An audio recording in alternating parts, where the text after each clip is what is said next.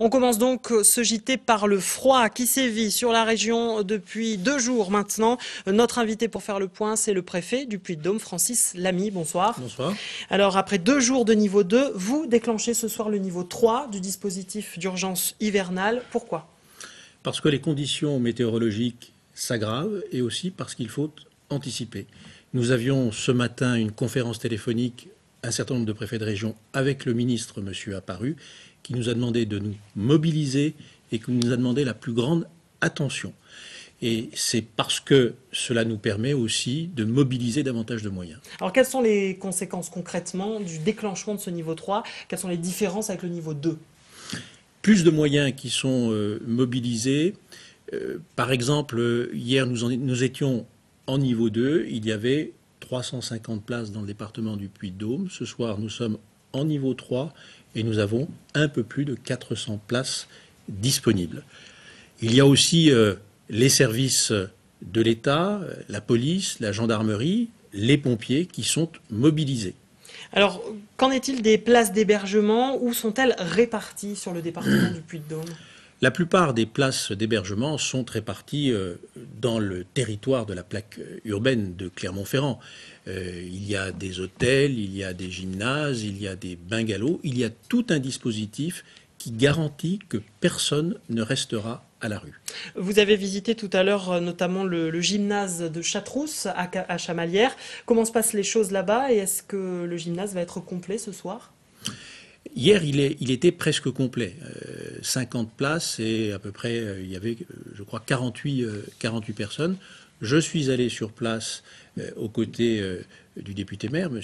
Giscard d'Estaing, pour m'assurer que tout était bien prêt. Et effectivement, j'ai pu discuter avec les représentants de la Croix-Rouge qui gèrent cet accueil, que tout était en place pour que les choses se passent dans les meilleures conditions possibles, c'est-à-dire que chacun puisse être accueilli.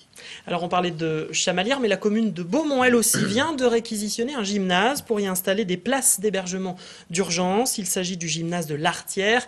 Une 60aine de places y sont disponibles, et ce pour une semaine. L'installation des tentes et des lits s'est déroulée cet après-midi, vous le voyez sur ces images. La municipalité de Beaumont a ainsi répondu à l'appel lancé par la direction départementale de la cohésion sociale. Le centre d'hébergement, c'est 10 tentes avec à l'intérieur de chaque tente 4 lits picots, 4 duvets et 4 kits hygiène hommes-femmes qui sont différenciés à chaque fois par une image sur le sac. Nous avons prévu 60 repas, le petit déjeuner le matin, les repas du midi, chaud, normalement c'est des repas chauds pour les gens qui vont arriver, soit ils n'auront pas mangé depuis 2 jours, ou soit il faudra les nourrir à n'importe quelle heure. Ce dispositif, bien sûr, n'est pas uniquement destiné aux Beaumontois, mais bien à toutes les personnes qui sont actuellement sur l'agglomération et qui peuvent faire appel au SAMU social par l'intermédiaire du 115. Des images et des propos recueillis par Daniel Roche. On va rappeler justement ce numéro d'urgence, le 115, que vous pouvez appeler si vous croisez des personnes en difficulté dans la rue. On le voit, les différentes communes de l'agglomération, quelle que soit leur couleur politique, participent à ce dispositif d'urgence hivernale. Comment ça se passe? Vous lancez un appel et après, les communes, n'importe quelle commune peut y répondre? C'est l'État qui a la responsabilité de l'hébergement d'urgence et de l'activation du plan Grand Froid. C'est sa mission. Mais c'est une mission que nous n'exerçons pas seuls, que nous exerçons avec 2 partenaires essentiels. D'une part, les communes, puisque ce sont elles qui ont le plus souvent des moyens pour accueillir, par exemple des gymnases, qui sont des établissements qui se prêtent parfaitement à l'accueil d'urgence. Et d'autre part, autres grands partenaires, les associations, collectifs précarité, pauvreté, associations de la Croix-Rouge. Et nous travaillons tous ensemble, et s'agissant des communes, bien évidemment, quelle que soit la couleur politique.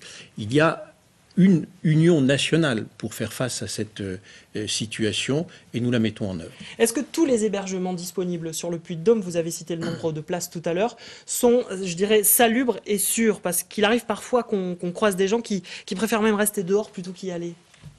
Non, les conditions d'accueil dans l'hébergement d'urgence répondent parfaitement aux besoins. La difficulté à laquelle les associations, à laquelle l'État, nous sommes confrontés, c'est que parfois, il y a des personnes qui ont tellement l'habitude de dormir dans la rue qu'il leur est difficile de dormir dans un lieu fermé. Alors il faut agir avec persuasion, et ce travail est extrêmement important. Et je voudrais enfin dire ce soir, lancer un appel au civisme de chacun. Vous avez cité ce numéro, le 115, et j'invite bien évidemment chacun qui peut apercevoir ici ou là, rencontrer une personne isolée, de le signaler au 115 pour que celle-ci puisse être hébergée.